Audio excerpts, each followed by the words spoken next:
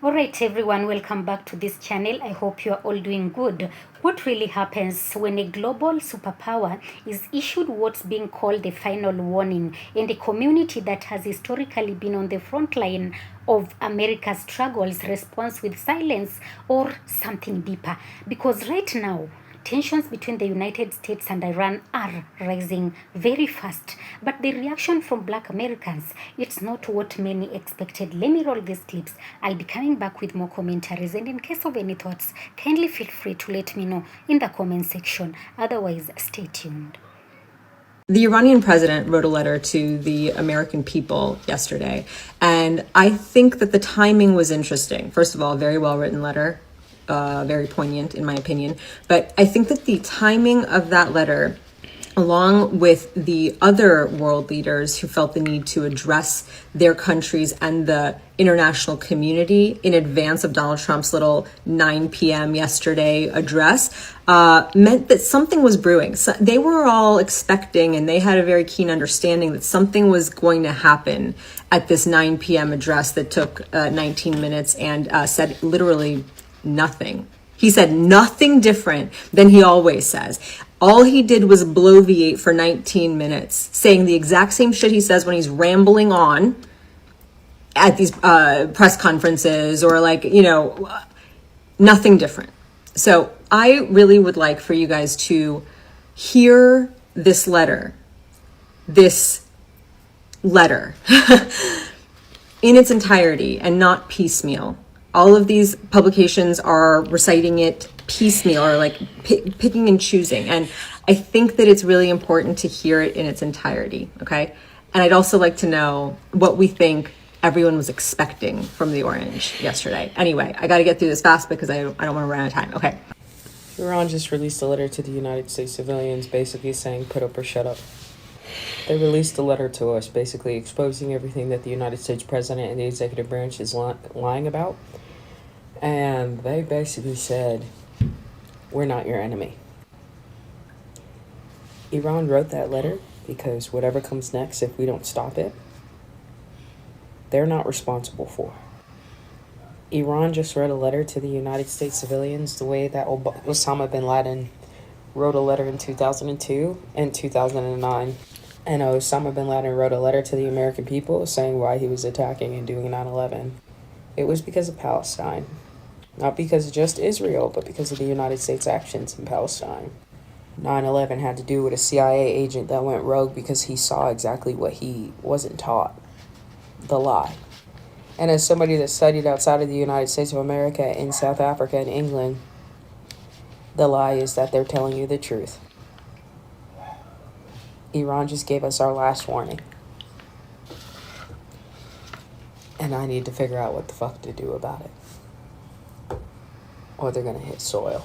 President of Iran just released something called a letter to the American people, directly to citizens in the United States, not to leadership, not through diplomats, straight to the public. Now, here's why that is so important. In the United States, the public has the influence. Just think about it like this. If enough people start questioning what's actually going on, they start talking about it, pushing back. So instead of just trying to change the government directly, you influence the people and let the people influence the government. And the big part of this is narrative control, because right now, both sides are trying to shape how this situation is being understood. If we as Americans only hear one side, then support usually follows that side. A message like this comes out. Now people start questioning. Now there's another perspective in the mix. I don't know about to y'all, but to me, that matters. Now, if you want to go deeper into this, when a foreign leader names something a letter to the American people, that's not just communication, that's positioning. What he's saying is, I'm not talking to your government no more. I'm talking straight to you. That should tell you that this ain't just about some military power. It's about influence. It's about perception, about shifting pressure without direct confrontation. Don't just read the message. If you can search for it and find it, look at. I don't know how many times this orange-headed beast lied. He lied so damn much I could not keep up. One, he said that there was actual talks between him and Iran. There are no fucking talks. And the regime changes happened after y'all assassinated their leaders. 2, he said he's taking out their Navy, their Air Force. They barely got anything. If they barely got anything, why the fuck are they taking out Israel left and right? Inflation is not down. It's almost at 4%. Economy is not booming. It's barely making it. We are steady at the moment. Employment's between 4.4 and 4.6. Low hire and we gonna fire. Gas is around $4 a goddamn gallon. None of our allies are coming to our rescue. He lied on service members, family members, talking about they told him to finish the job. They did not say that shit. All he did was try to boast about himself and how great he was doing and how great he did at removing Obama's trading deal with Iran. He also lied about Iran being the ones that attacked first. When it came to Wigs R Us bragging about those B-2 bombers he did last year, baby, we didn't hit shit. They confirmed it. Strait of Hormuz still belongs to Iran. They still popping off on everybody and mama. We don't have a ceasefire deal. There are no communications. And our economy is suffering for it. And we're losing service members because of it. And all that motherfucker can do out there is just brag about what he's done. He's done nothing. He's a fucking idiot. Thank you for coming to my TED Talk. So guys, as you continue watching, we are seeing tensions arising between the United States and Iran, and they are reaching a boiling point. And now, a so-called final warning has the world watching closely. The recent developments show Iran is issuing strong messages to the United States, warning of serious consequences if conflict escalates further.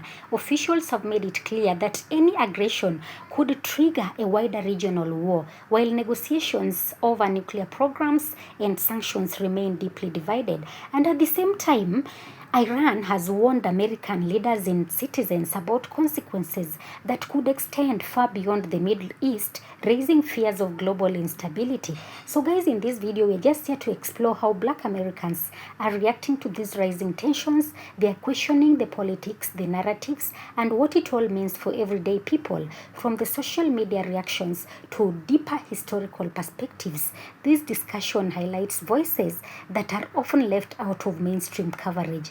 Is this truly a final warning? What does it mean for the future of global conflict? And why are so many people responding the way they are?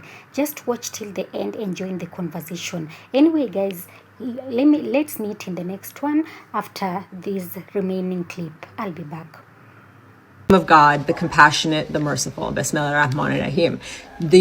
To the people of the United States of America, and to all those who amid a flood of distortions and manufactured narratives continue to seek the truth and aspire to a better life, Iran, by this very name, character, and identity, is one of the oldest continuous civilizations in human history.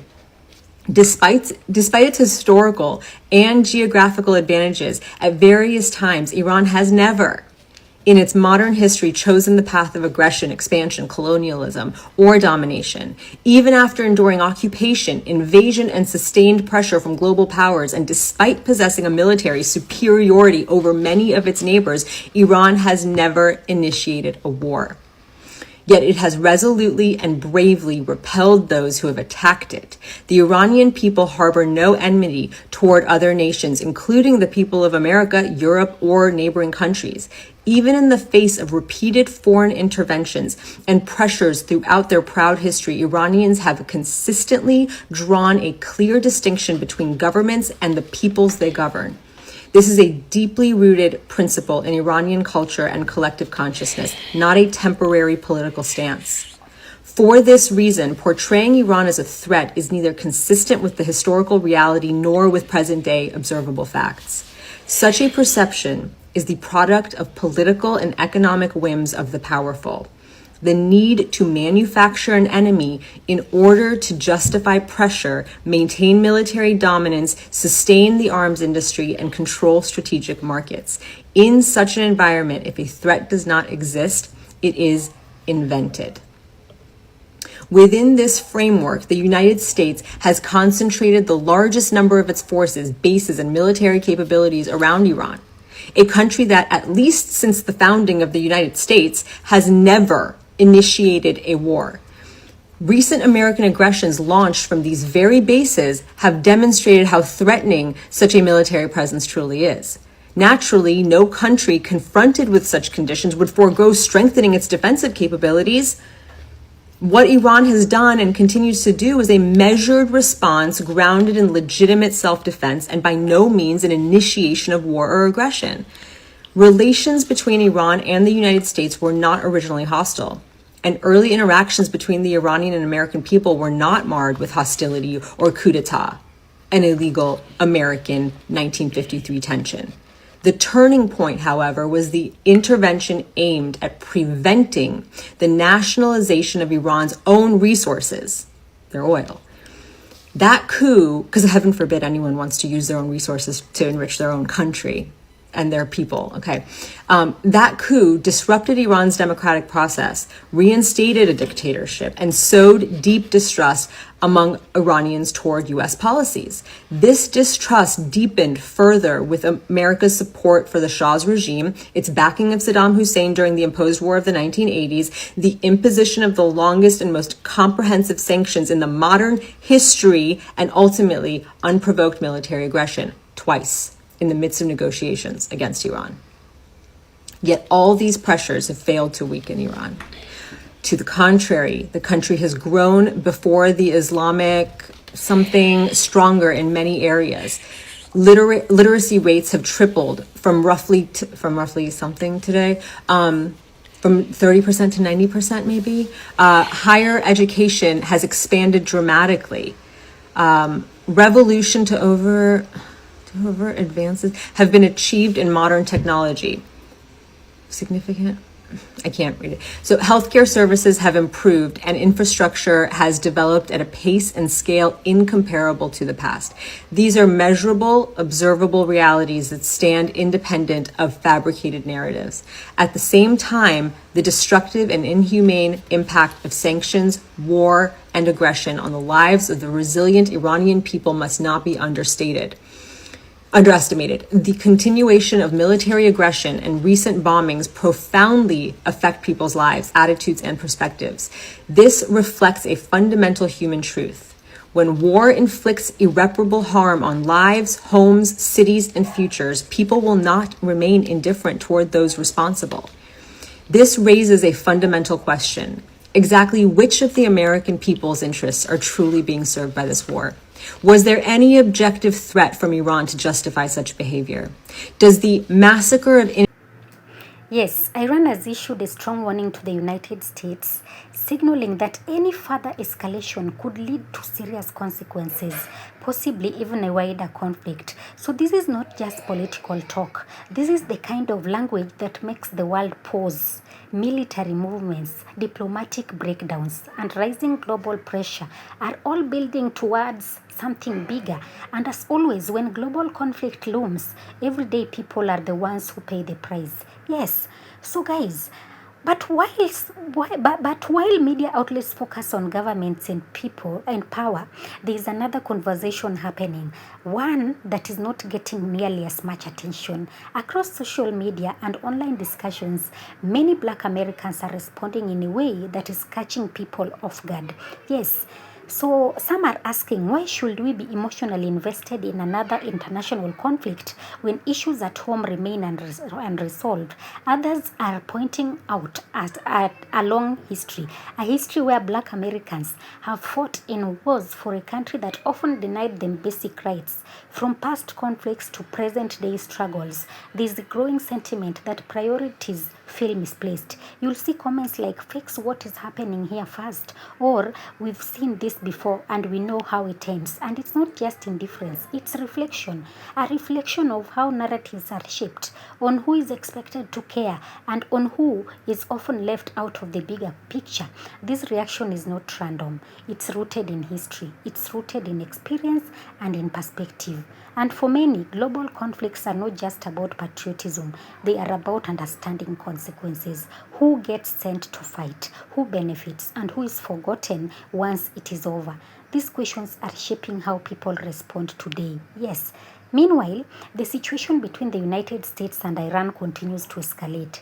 Warnings are getting stronger, the stakes are getting higher, and the world is watching closely, because if things go too far, this won't just stay between the two nations. So the real question becomes, is this truly a final warning or just another step towards something much bigger? And more importantly, why are some voices choosing caution while others push for action? What do you think about these reactions? Are they justified or misunderstood? Just drop your thoughts in the comments and make sure to like, subscribe, and stay tuned for more real conversations that others aren't having. Anyway, guys, thank you for watching. Of course, all credit belongs to the original creators of the video. In this video, it's meant for educational purposes and commentary purposes as well. Thank you. Be blessed. Peace be with you. Until the next one.